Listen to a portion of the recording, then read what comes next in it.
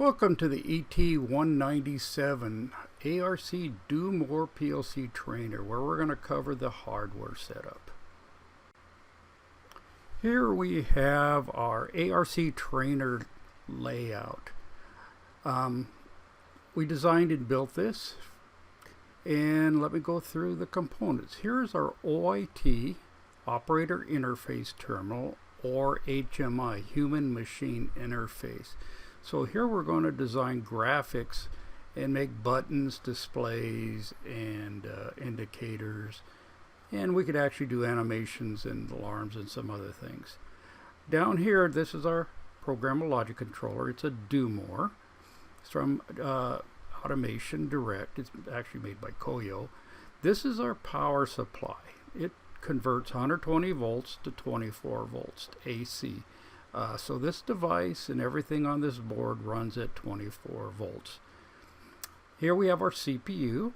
That's where all the calculations and everything are made, all the control. Alright, and here are our inputs. This is an input card, and there's 16 inputs. We have another 16 input card that we're not using, and then we have a output card which uses relays, hardwired relays. These are over here. These are transistor inputs, mostly what I call sync inputs. I'll cover that a little later.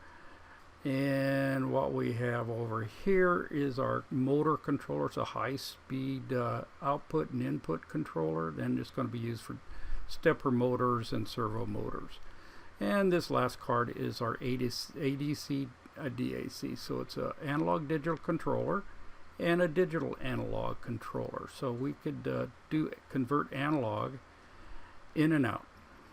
And here's our ADC pots, potentiometers, and we're going to turn these guys, and we're going to put an analog voltage in, which is going to be converted to digital, and we could simulate sensors and things like that.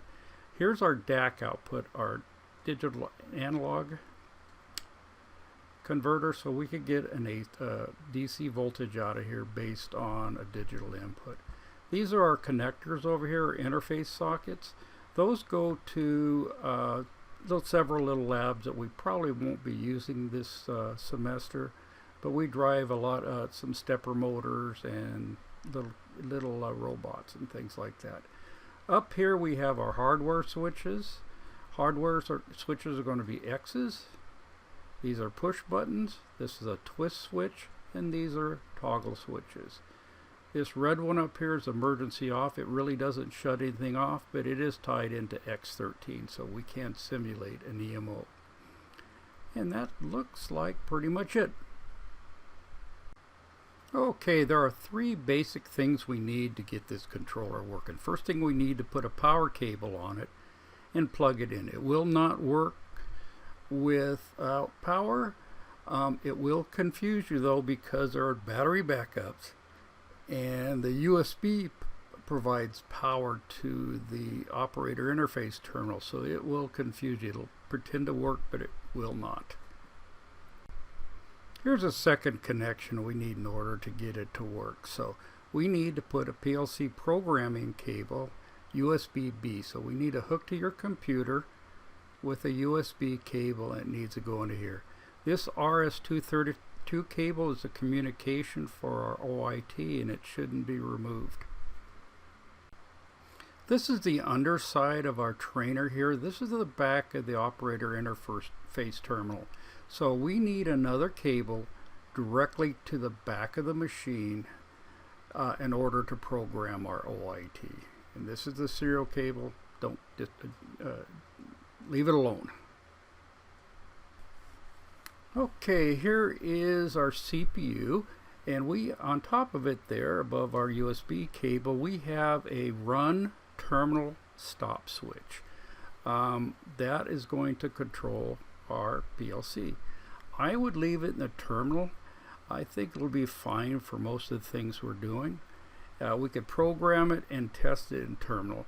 Run will actually drive the output. Since we're not driving any hard outputs right now, it should be okay just to leave it in term. Okay, here is our top of our CPU again. Anytime we're powered, we should get the power LED on. This run should be in run mode, so unless you're operating a terminal, we won't see that. And anytime we program, we're going to see this USB LED latch. And when we're hooked up to our OIT, we're going to see these two lit. It's for serial communication between the PLC and the terminal.